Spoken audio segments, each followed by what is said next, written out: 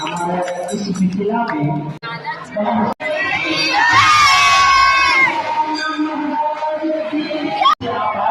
उसी के बगल में श्री जनकपुर धाम और जनकपुर बड़ा ही आदर किया जाता है।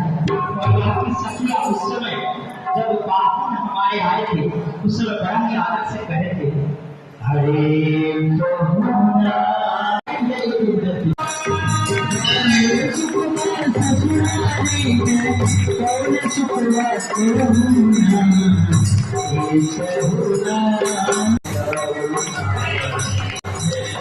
सखियाँ इस स्वभाव को छोड़ना नहीं चाहती।